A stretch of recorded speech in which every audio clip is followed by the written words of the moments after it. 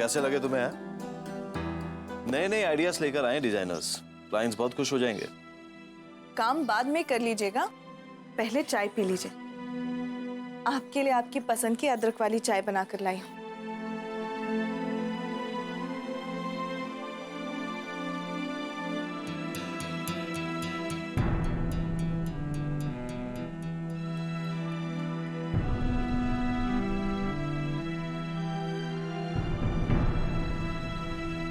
कैसी लगी चाय?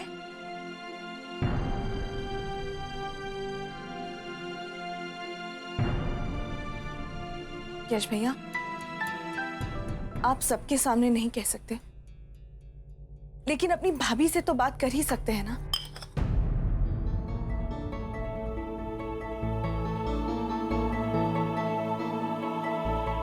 यश भैया, आखिर ऐसी कौन सी बात है जो आपको इतना परेशान कर रही है? ऐसा कौन सा धोखा है जो आरती ने आपको दिया है और आरती तक को पता नहीं? आरती जी को सब कुछ पता है, आप उनसे ही पूछ लीजिए।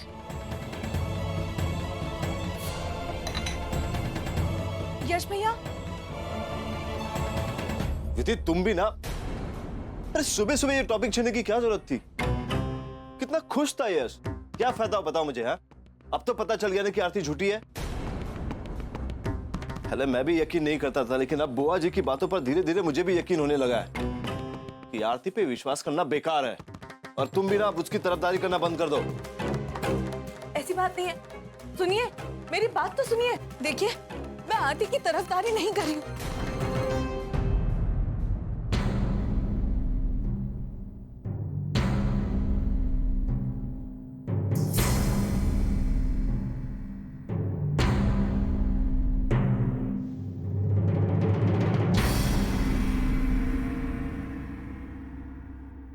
आरती, मैं वो आप चिंता मत कीजिए भाभी, मुझे मेरे ईश्वर पर पूरा भरोसा है। अगर सच में मुझसे कोई ऐसी गलती हुई है जिसकी वजह से यश जी मुझसे इतने नाराज है कि वो मेरा नाम तक नहीं सुनना चाहते, तो मेरा ईश्वर मुझे जरूर उस गलती की सजा देगा।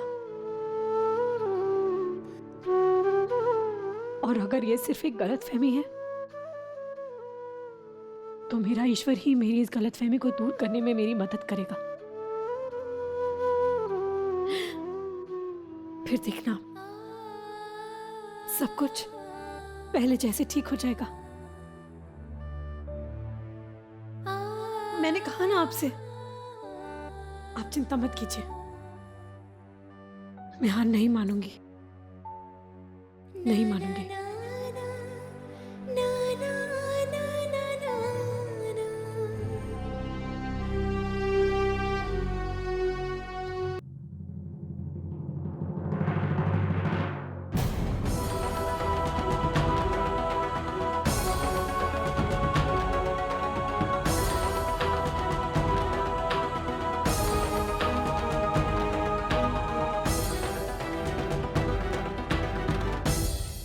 देखो तो सही, नवाबजादे कर क्या रहे हैं? चोरी।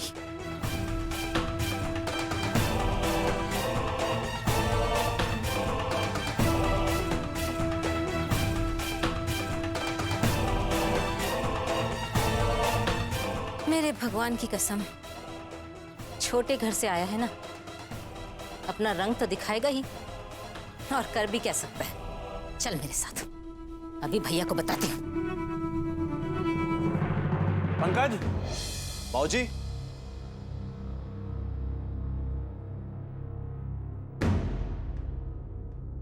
बाबूजी आप आ गए। आपकी मीटिंग कैसी रही? मीटिंग की बात छोड़ो, मिस्टर मेहता ने हमारा डिजाइन रिजेक्ट किए। तुमने मुझे ये बात बताई क्यों नहीं? कितना बड़ा कॉन्ट्रैक्ट हमारे हाथ से जा सकता है? ये कोई छोटी मोटी प्रॉब्लम नहीं है पंकज, तुम्हें मुझे बताना चाहिए था। बाबूजी मैं आपको तकलीफ नहीं देना चाहता था, क्योंकि ये प्रॉब्लम सॉल्व हो गई है। सॉल्व हो गई? जी हाँ। कैसे? किसने की प्रॉब्लम सॉल्व? यश ने। अब बाबूजी जिस वक्त मिस्टर मेहता के साथ मैं फोन पे बात कर रहा था, यश भी मेरे साथ था, और यश ने खुद होकर मुझसे कहा कि वो फिर से इन डिजाइन पर काम करेगा, लेकिन इस कॉन्ट्रैक्ट को हाथ से नहीं जाने देगा। चलो ये तो बहुत अच्छा है। अगर वो काम में उलझा रहेगा तो मन शांत रहेगा उसका, जैसे और तरफ दिमाग नहीं जाएगा उसका। चल चल, अभी बताती हूँ सबको क्या कर रहा था तू अंदर। चल। बुआ जी क्या हुआ?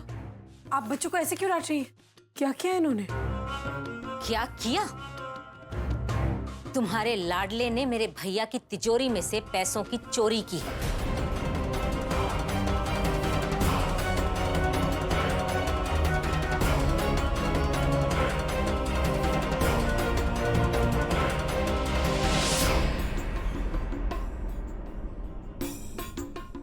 अंश, दादाजी की अलमारी से बिना उनसे पूछे आप दोनों ने पैसे क्यों निकाले?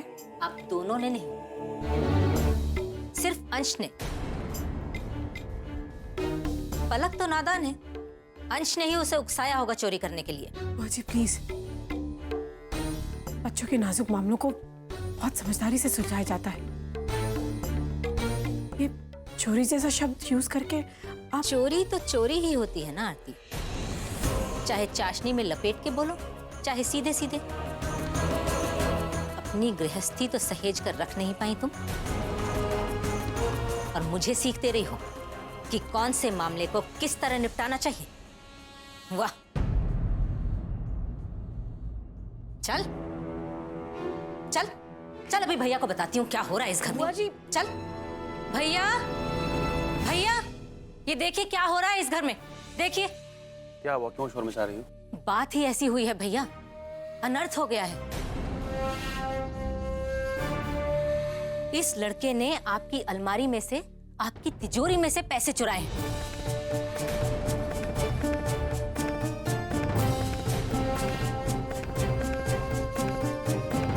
देख लिया भाभी, इसने अपना रंग दिखाई दिया ना। आज तो घर में चोरी की, कल बड़ा होके बाहर जाके बैंक लूटेगा। दादी बुआ, आप सिर्फ अंश को क्यों डांट रहे हो?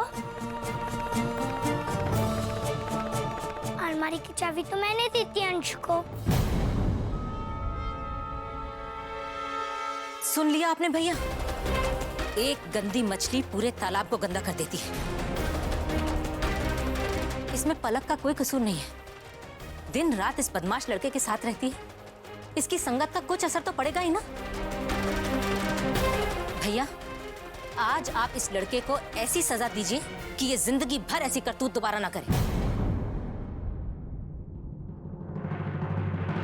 अंश, क्या ये बात सही है?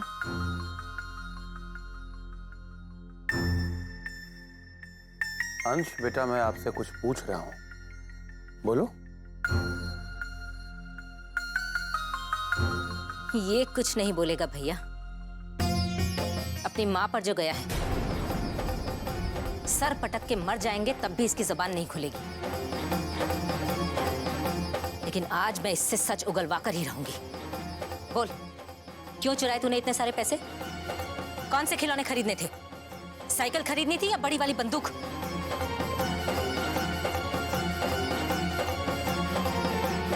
बोल। अरे बोलता है या बुलाऊं पुलिस को? बस बुआ जी,